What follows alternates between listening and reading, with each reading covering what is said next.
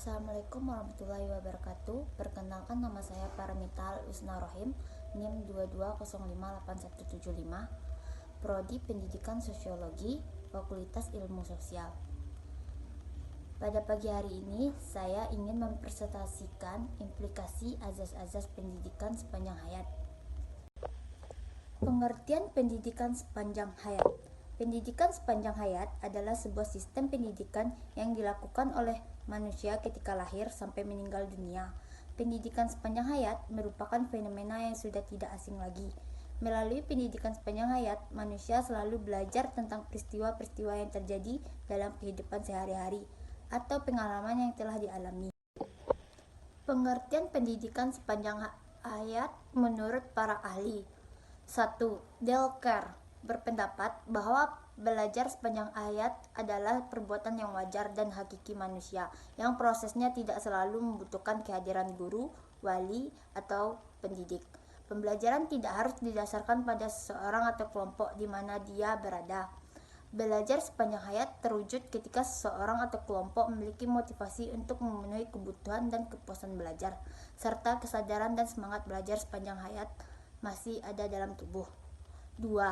Gesterilius mengemukakan bahwa pendidikan sepanjang hayat mencakup interaksi belajar, penentuan bahan belajar dan metode belajar, lembaga penyelenggaraan, fasilitas administrasi, dan kondisi lingkungan yang mendukung kegiatan belajar berkelanjutan.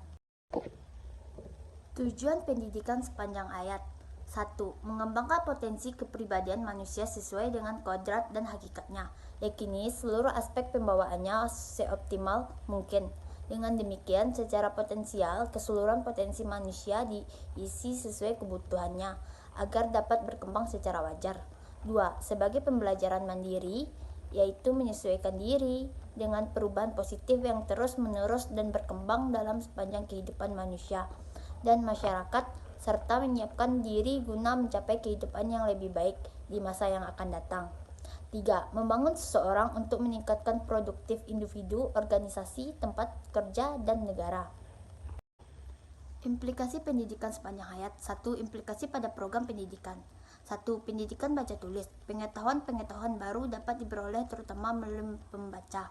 2. Pendidikan kejuruan. Dengan majunya teknologi dan industrialisasi, maka pendidikan kejuruan tidak boleh dipandang sekali jadi dan selesai.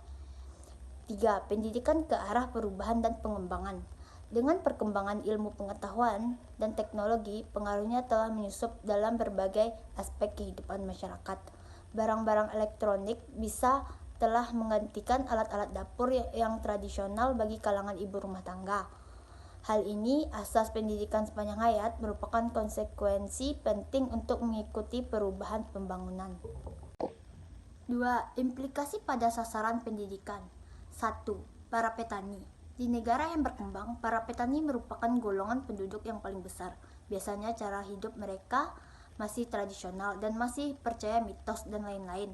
Hal ini disebabkan oleh dasar pendidikan yang rendah atau mungkin sama sekali tidak memperoleh pendidikan formal. 2.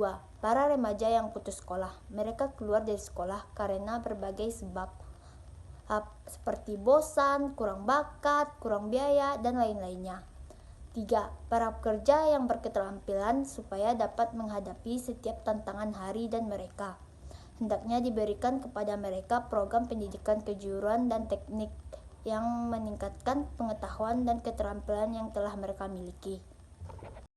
Sekian presentasi saya hari ini. Jika ada kurangnya, saya mohon maaf yang sebesar-besarnya. Semoga apa yang saya sampaikan berguna untuk diri saya sendiri dan banyak orang pada khususnya. Terima kasih. Assalamualaikum warahmatullahi wabarakatuh.